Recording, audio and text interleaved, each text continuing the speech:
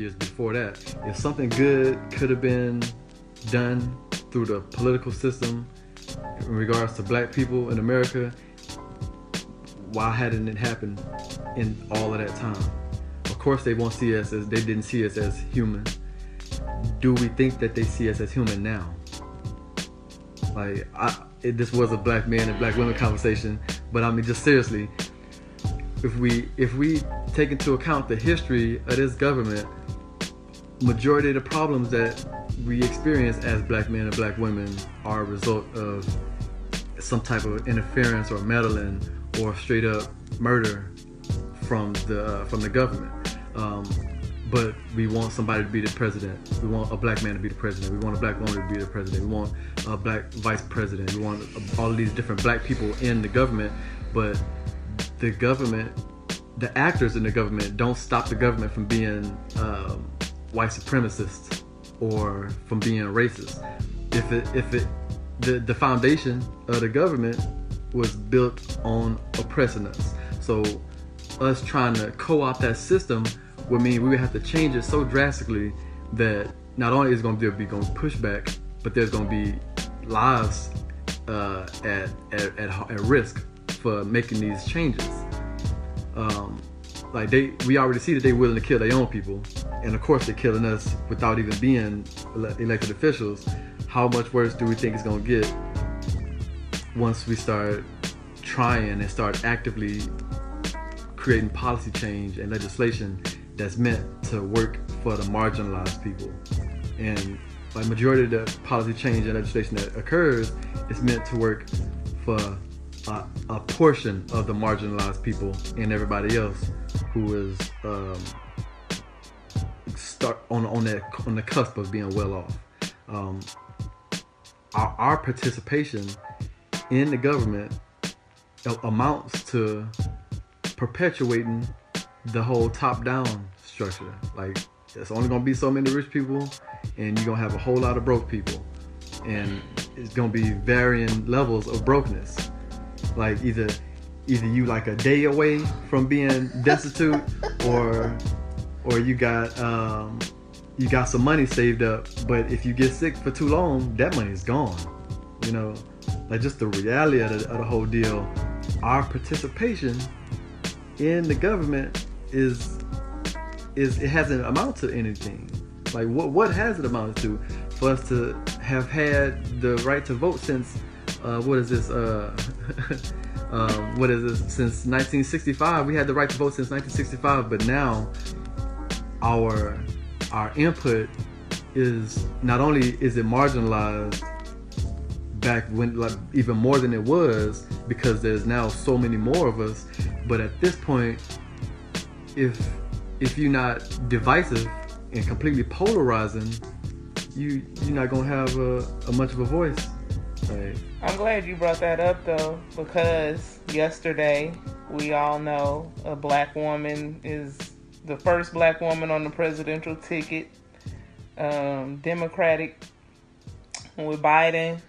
Kamala, I feel like I say her name wrong every time. It's Kamala. Is it Kamala or Kamala? Black, though. I don't know. I know. I was thinking Kamala, but then I sound real Detroity when I say it like that, so I don't know. But her being on the ticket, it's another conversation I see dividing us. So you had the people who are ecstatic, of course, and then you have the people who are not, simply put, repulsed. Right, even repulsed.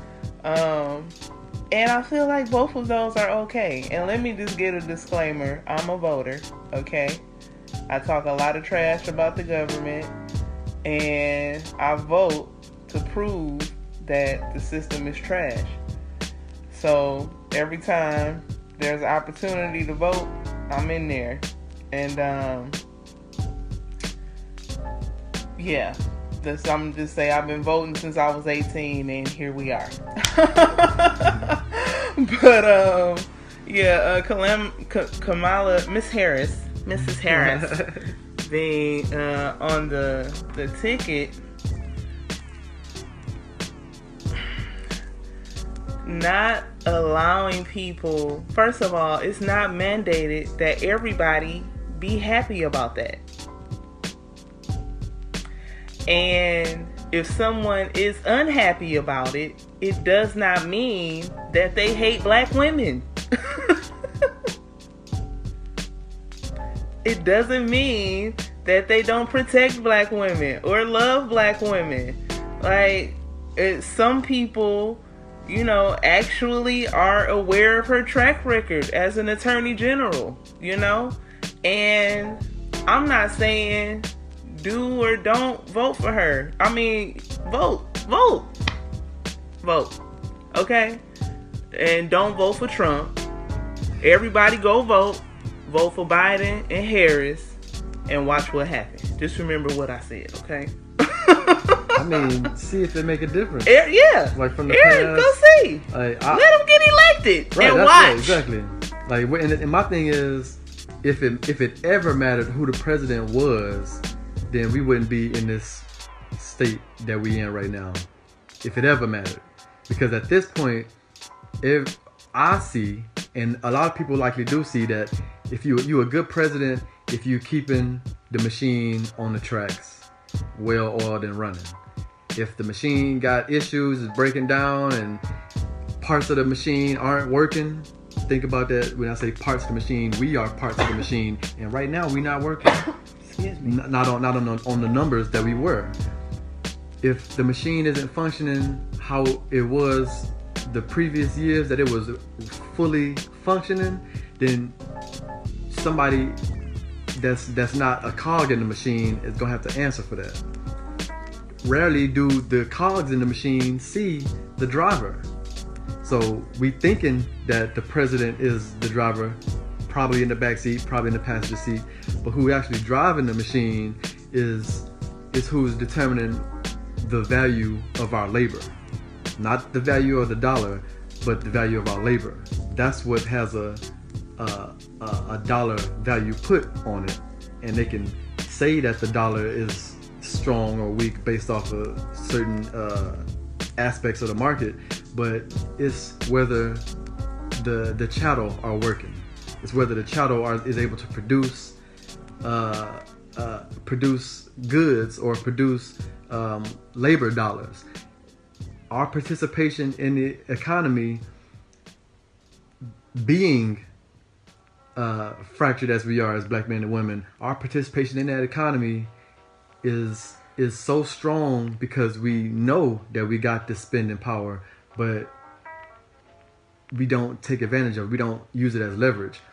There's many other people who are aware of the industries and aware of black labor dollars. They know how to take advantage of us being marginalized and divided amongst ourselves. That's why you're seeing Black Lives Matter everywhere. Mm-hmm. Everywhere. Black Lives Matter. That's why on the ground. Justice Orioles on NBA basketball jerseys. Mm-hmm. Like, please keep watching us. You know, Oprah buying billboards. Mm-hmm. Really? A billboard? Oh, really? More than really? one billboard. 25 billboards?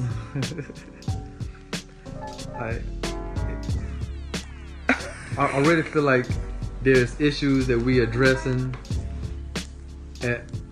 ahead of the time it's meant for them to be addressed. That's not to say the dynamics in the relationship between black men and women is being addressed at the wrong time. I'm saying it should have been addressed a long time ago. So now we are not only dealing with that, but we're dealing with another issue, and another issue, and another issue, and another issue. The black experience is basically an onion with layers that we constantly cutting into, but not actually peeling away the layers. There's if you I cook, so if you've ever had an onion, you know that some of those outer layers got to get peeled off before you get to the part that you're gonna actually use. We trying to make a meal with the paper of the onion. You know what I'm saying? Like that's not how it works. Like we gotta get the outer stuff off and then get to the tender part that is actually gonna provide sustenance.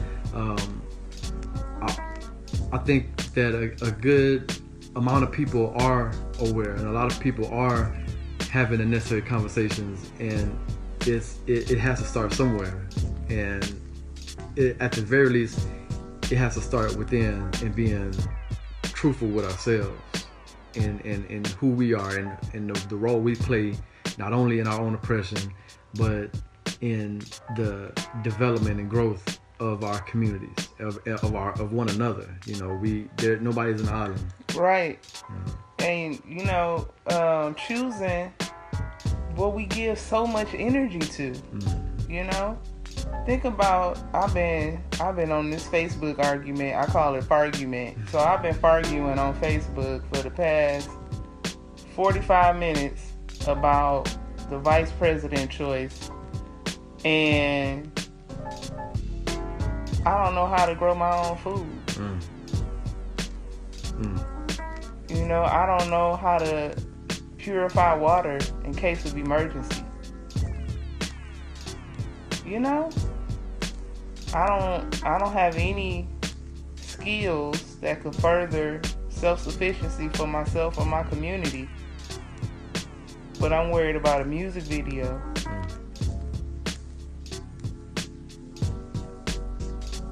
Yeah, the level of dependency that we experience in America is staggering. And if it ever comes to a point where we can't depend on the government for water, food,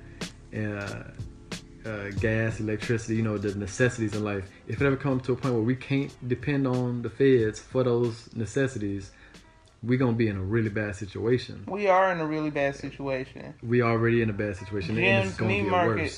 Burned down.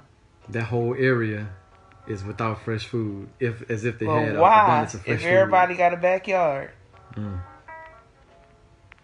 Like why? We know how to survive. We don't know how to live. Like surviving is a matter of being dependent on somebody else for your necessities. That's survival. If anybody has ever heard me speak on survival, our survival is a dependency on who's giving us what we need in this life. And actually living is growing your own food, making sure you got potable water. The things that we want, if we're not producing them, then we really don't need it. Like if you can, like I was telling one of my sisters, if you want like sweets and baked goods and stuff, bake that yourself. Otherwise, it's not deserving of your money because you feel like your grocery bill is too high. But we don't need a lot. It's a lot of stuff that we want, but we don't need. And our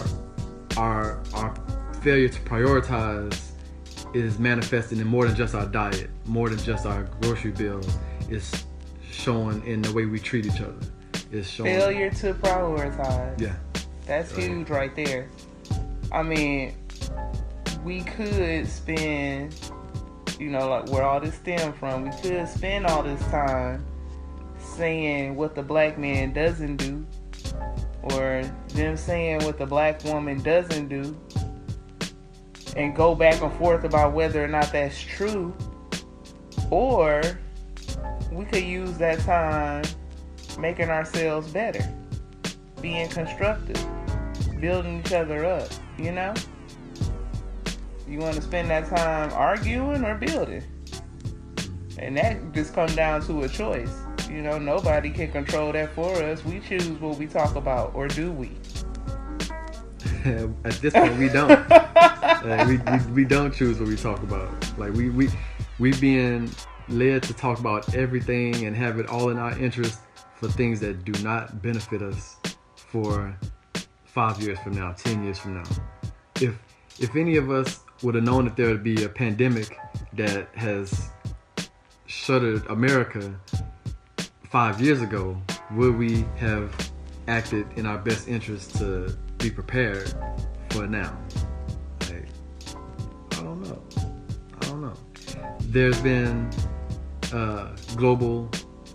there's been endemics. There hasn't been a lot of pandemics like that. There's been endemics that other countries have experienced, but we just sit back and let them experience it, as opposed to saying, okay, now we got to do this to make sure that we don't have to worry about what that country did or how they experienced that illness.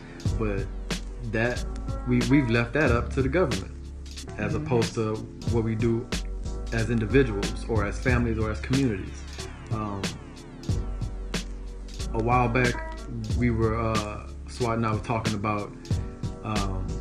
I can't remember what started the conversation, but we were talking about our efforts as activists, our efforts as black people. Everything we're doing is reactionary. A lot of things we're doing is reactionary. Every now and then you have these proactive moments or proactive instances where people make sure that a foundation is being laid for whatever to be built upon that. But at this point, we playing catch up. Like we swinging at the ball way too late. Like we swinging and the back catcher's already got the ball in his hand. Our response is not one that is self-determined. Our responses are come out of a can. Like we know to organize a march, but then what do we do after the march? We know to go vote, but then what do we do after that? Those real pivotal voting moments. We do the minimum and expect that to take us far. And that's, of course, that's not everybody, but that's a lot of us. It is so much of us that it gets to the point where our response to a black man getting killed in the street or a black woman getting killed in her home sleeping is that of coming from behind and having to build up the momentum that's necessary, as opposed to punching them straight in their face after they've done us wrong. Our whole black experience is mostly been counter-punching and barely being able to land those counter-punches. The concept of Sankofa, we hold on to that, as many communities do, which is a good thing, but we recognize that we just don't apply it. That's to say, there were strikes back in the day. There were like labor strikes. The garbage workers completely shut a good portion of the country down because they weren't getting what they needed. The bus boycotts that almost shuttered that whole industry because people weren't getting what they needed. As black Americans, I can't speak for everybody else. As black Americans, we are not getting what we need, but we're not actually showing what it means to mess with us. We getting done so wrong by the police and by the government on so many levels, but we're not levying any punishments, so to speak, or any repercussions for doing what they're doing. Think about your interactions with people. If somebody disrespect you or do you wrong in some type of way, you about ready to serve them up, like for real. But the feds, the government, the police,